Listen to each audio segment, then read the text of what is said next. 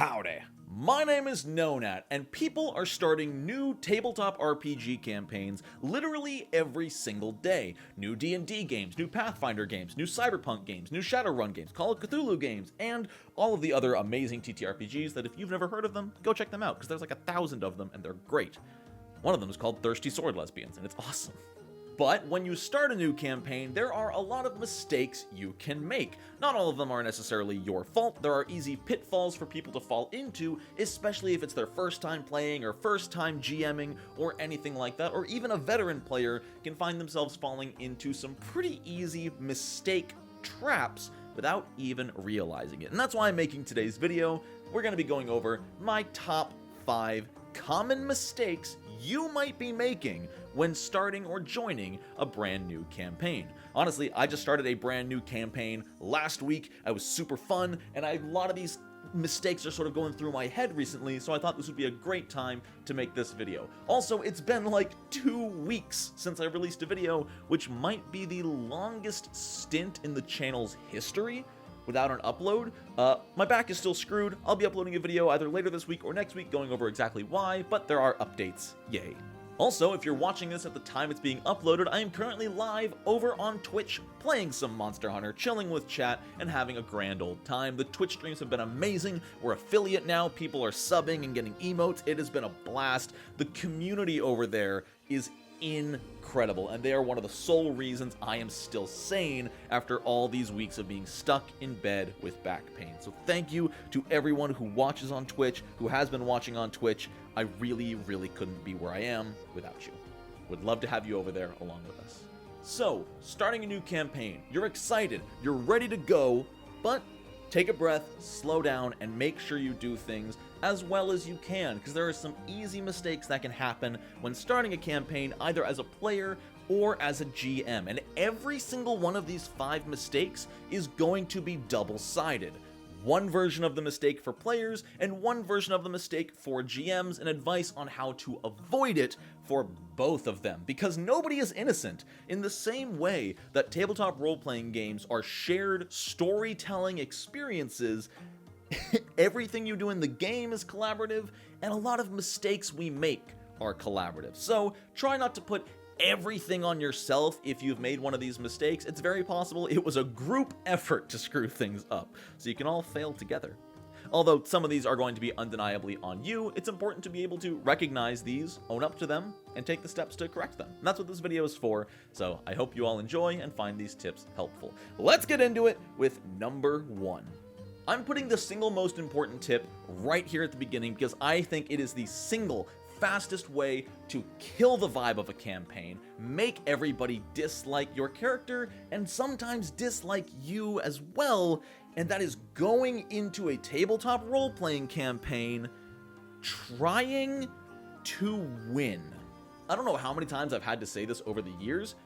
You're not trying to win Pathfinder. You're not trying to win D&D. In fact, a lot of tabletop role-playing games have mechanics that make failure interesting. It's actually gotten a name called failing forward, which is a very big piece of advice that I won't get into in this video, but maybe in the future I'll talk about failing forward and how that is one of my favorite game mechanics of all time. Now, I'm going to say a sentence that is going to get 1,000 angry comments that I'm not going to read because I just don't care anymore, but that is, don't min-max your character just for the purpose of doing bigger numbers, taking less damage, succeeding more checks. I know that sounds weirdly counterintuitive. Oh, I want to do higher numbers. I want to do more successes. I want higher armor class. Sure, we all do. But what if I told you that's not the point of the game? This is not Diablo. This is not Torchlight. This is not Skyrim, you know? You're not grinding your defense stat in RuneScape so you can get a higher armor the second you can at maximum efficiency, you know? Sorry, I've been playing a lot of RuneScape lately. That metaphor just escaped my lips without any planning. You don't need max stats in a game like D&D or Pathfinder. In fact, I've seen in a lot of cases, max stats make things a lot less interesting. Now, I'm going to have to put this addendum down because if I don't, people think I'm just exaggerating over the top. If the goal of your campaign is to have min-maxed characters across the board to fight min-maxed enemies in near impossible encounters, and your whole table's in on it, cool, go for it. But I am telling you, that's not the standard experience. If you are min-maxing your character at a table and nobody else is, everyone else is just playing some casual, imperfect characters with maybe a 16 in their max stat just to have fun and play characters they want to play. You know, maybe they want their barbarian to have a high charisma, cough cough, that's me. Then yeah, your min-maxed character is going to do better than everybody. And in something like Pathfinder 2e, this isn't as big of a problem. You know, most people will have an 18 in their strongest score because that's the way the system is designed and the way you build your characters. Hello, text message. This is a lot more prevalent in something like D&D 5th edition, where maybe you're rolling for stats, and oh wow, you happen to roll 18, 18, 16, 16, 16. Wow, good for you. That is one of the most boring characters I've ever heard of. No weaknesses, better than everybody and everything else. It's not going to be fun for anybody at the table. I personally love it when I'm rolling for stats in a game like D&D, if one of my stats is lower than 10, sometimes maybe even as low as like a 6 or a 7, I think that's so engaging. I played a ranger once named Kalungo. I don't have his stat sheet anymore because it's on my old computer, but he does have a highest stat of 14 in dexterity, and then 10 constitution, and then everything else was below 10, and it was hysterical. Everybody loved Kalungo, everybody wanted Kalungo to stay alive, and then he got one shot by a max damage critical hit when a wolf ripped out his neck. It was amazing. I lost the character, but it was really, really fun. Now, this is not me telling you to play a character with all less than 10 stats. That's not what I'm telling you whatsoever. Once again, I hate that I have to make that clear, but if I don't, people will get mad for some reason. But just don't try to make a strong character just to make a strong character. That is the point I am getting at. If you're working with your GM and your character is the son of Sarenrae, embodiment of the goddess of light, okay, sure, I guess you have an excuse to make a strong character, and maybe they can integrate that into the lore. Maybe you'll fight against Rovagug cultists, and they'll sap some of your strength to make you a little bit weaker. I don't know, there's a lot of different ways you can integrate that into the story. But if you are John Fightman, the farmer, why are your stats perfect? I'm spending too long on this. I'm going to move on, because this also goes for the GM. Don't try to overtune encounters just to kill your players. You want an encounter, ideally, to down one or two players, make them feel threatened, make it a struggle, make sure it's not a complete stomp. And I will say, I don't think I've ever seen a GM who's actually like this, but I have heard stories that there are GMs out there who just get their socks off by murdering their players. My best way around overtuning encounters is to make threatening encounters with fallbacks, you know? If the bandits are overtuned and there is a solid chance the players lose, the bandits are just going to take their money and leave. You know, the bandits don't know the worth of a magic item. They're just going to take all their coin and leave. That's their punishment for losing. Now, I'm not going to make it so it's 15 level 2 bandits against 4 level 1 characters, because that would be a slaughter. But try to balance your encounters. If you're going to make them a lot harder, don't make them fatal. If you want your players to possibly lose an encounter, maybe humble them. That is a cool concept, as long as they are not punished as players. One of the most important things you can learn as a GM is punish the character, not the player. My final tip here for players and not GMs is to not get upset if the DM bans or alters certain content. It is at the beginning of every single rulebook of almost every single tabletop system that all of the rules listed are guidelines, and the game master has the right to alter or remove rules as they see fit. If your DM wants to remove Goodberry from D&D 5e because they want survival to be a struggle, let them. Just accept it and move on. There's no reason to fight for Goodberry to exist just so you can be the hero and say, don't worry everybody, I can feed 10 people a day for one spell slot. Let's be honest, that spell is fucking stupid and it should not exist. Pathfinder 2e's is way better. Still not perfect, but better. There are plenty of cases like this. You know, if you want a level 4 quest in D&D 5e, where the players need to find an antidote to this horrible venom that is eating through the mayor's life and they're going to die in 2 weeks if they don't get this poison taken care of, maybe your DM alters or bans the protection from poison druid spell because it just says nullify the poison. There are times it is completely fine to change the rules of the game as long as it makes the story more interesting. Now, you do need to be smart about it. If they've been using protection from poison up to this point, you obviously can't ban the spell just for the sake of your quest. But what you can do as a GM is say this poison is too virulent, it's too volatile that even the protection from poison spell at your druid level does not cure it. There, boom.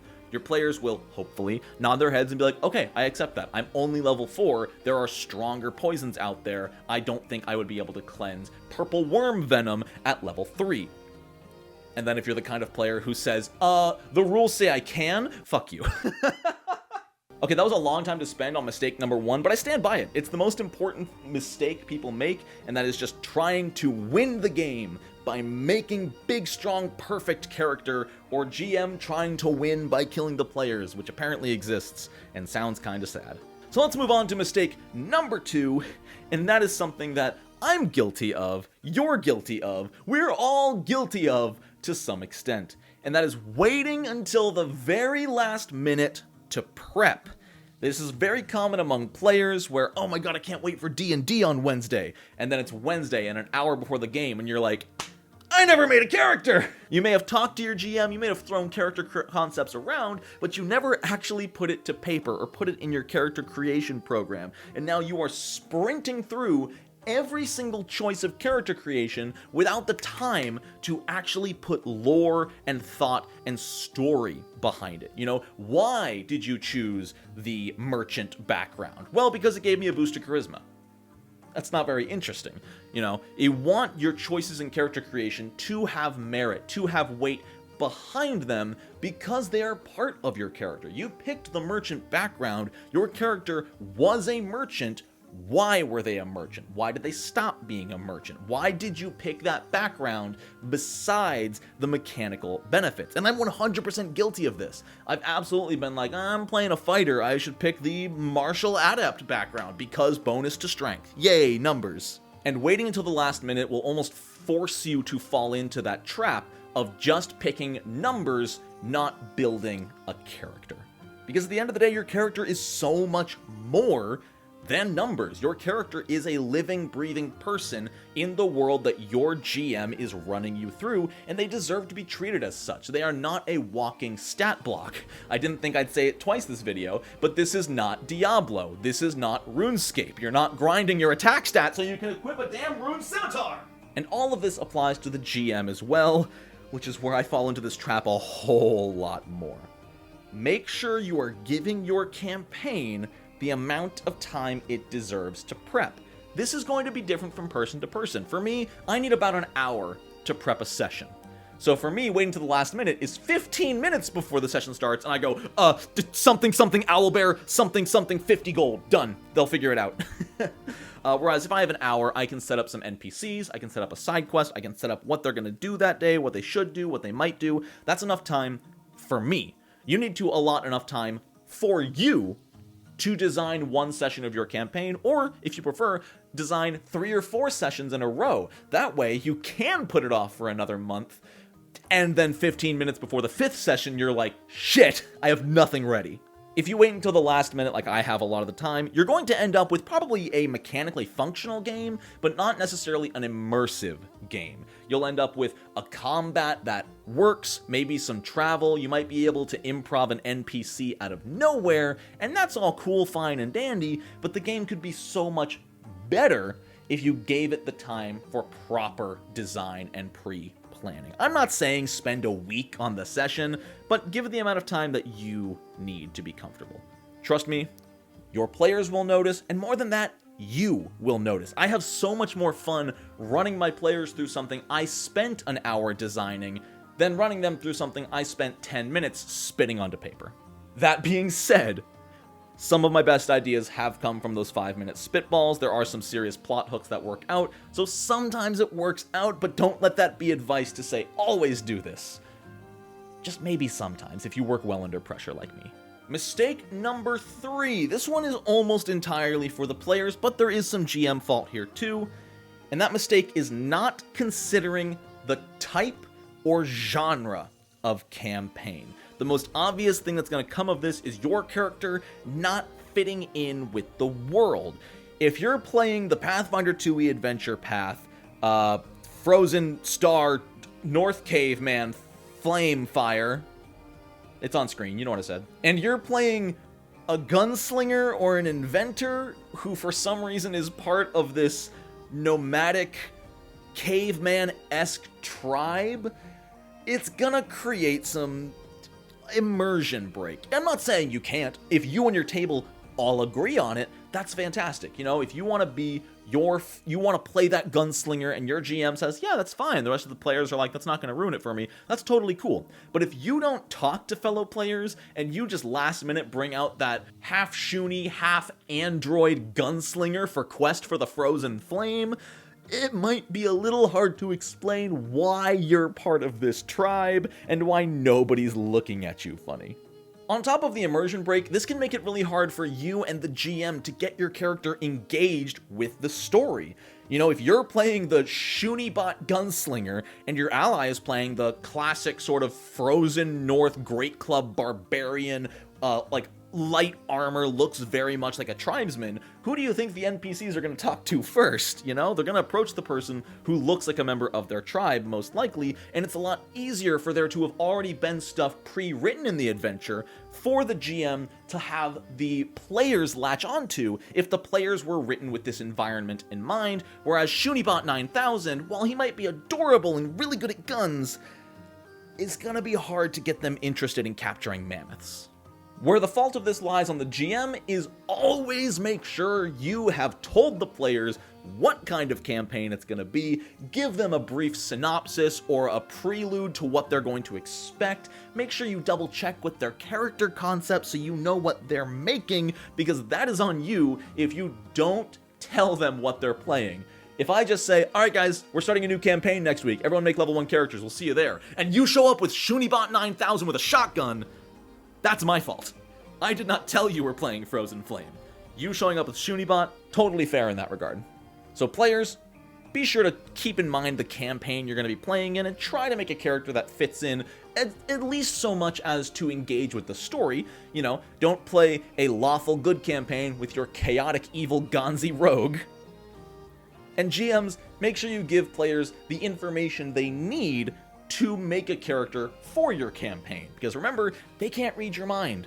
That's an issue I have a lot. Because a lot of the times I think I know this thing, and I'm stupid. So everyone else must already know this thing, and I forget to tell people things.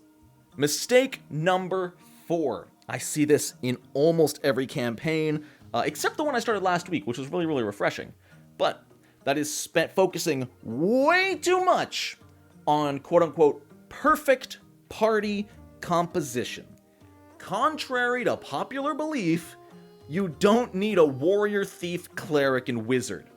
You do not need that. You don't even need a tank, healer, DPS balance. This is not a video game. This is not World of Warcraft.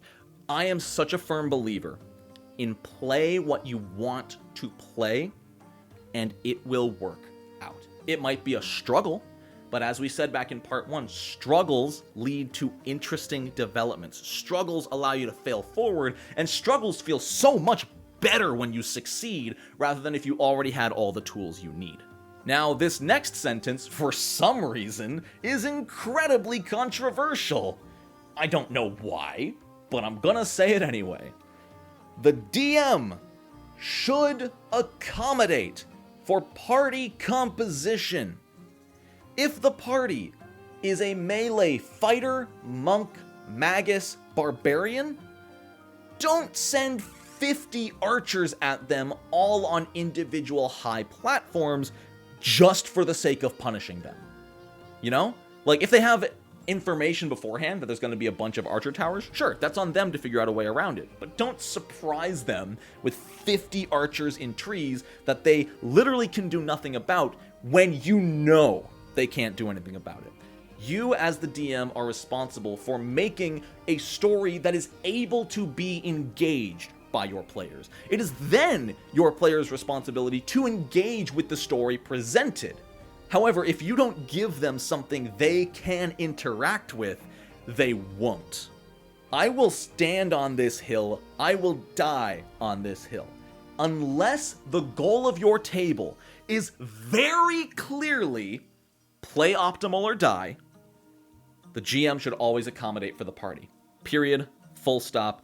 Thank you for coming to my TED Talk.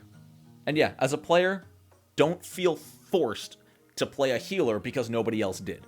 There's nothing fun about playing something that you were forced to if you don't want to. If you make a character you don't care about, well, you're not going to care about them. You're not going to care about their abilities. You're not going to care about getting stronger with them. You're not going to care about engaging with the story with that character because it's not the character you wanted to play.